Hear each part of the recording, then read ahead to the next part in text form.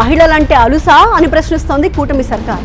అసలు ఏపీలో మహిళలపై ఎన్ని అఘాయిత్యాలు జరుగుతున్నాయో తెలుసా అంటూ సర్కార్కి కౌంటర్ ఇస్తోంది వైసీపీ. ఏపీ రాజకీయాలు మహిళల చుట్టూ తిరుగుతున్నాయి. వైసీపీ నేతలు మహిళలపై అనుచిత వ్యాఖ్యలు చేశారని కొమ్మినేనే కాదు సజ్జలపైన కూడా చర్యలు తీసుకోవాలని డిమాండ్ చేస్తున్నారు కూటమి నేతలు. ఇంకొక వైపు ఏపీలో శాంతి భద్రతలు క్షీణించాయి అంటూ రాష్ట్ర వ్యాప్తంగా ఆందోళనకు దిగారు వైసీపీ మహిళా నేతలు. చిన్నారులు మహిళల్ని కాపాడలేని హోంమంత్రి అనిత రాజీనామా చేయాలని డిమాండ్ చేశారు. పిశాచాలు కూడా ఇట్లా చేయము, రాక్షసులు అనలేవు.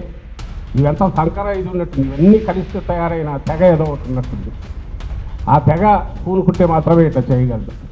దాంట్లో అంటే ఇంకా ఘోరము బాధ కలిగింది, భయం వేసేది ఏంటంటే ఈ తెగ అనార్గనైజ్గా లేదు, ఆర్గనైజ్ అయింది. సజ్జల చేసిన ఈ వ్యాఖ్యలను టీడీపీ నేతలు తప్పుపడుతున్నారు. సీనియర్ నేతైన రామకృష్ణారెడ్డి మహిళలపై అనుచితంగా మాట్లాడడం సరికాదన్నారు మంత్రి లోకేష్. సజ్జలపై డీజీపీకి ఫిర్యాదు చేశారు డిప్యూటీ స్పీకర్ రఘురామకృష్ణరాజు. ఈ కంప్లైంట్ మీద కూడా చర్యలు ఉంటాయి.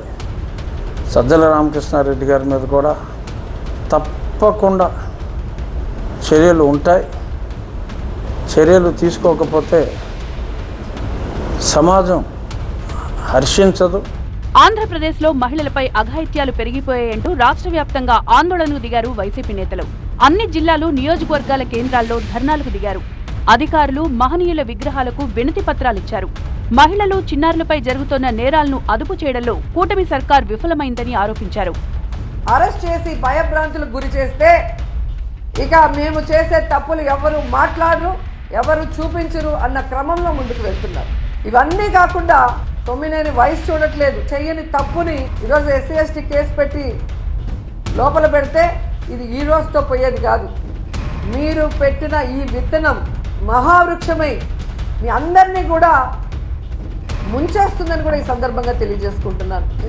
వైసీపీ నేతలు నోరు అదుపులో పెట్టుకోవాలని హెచ్చరించారు టీడీపీ ఎమ్మెల్యే సోమిరెడ్డి చంద్రమోహన్ రెడ్డి.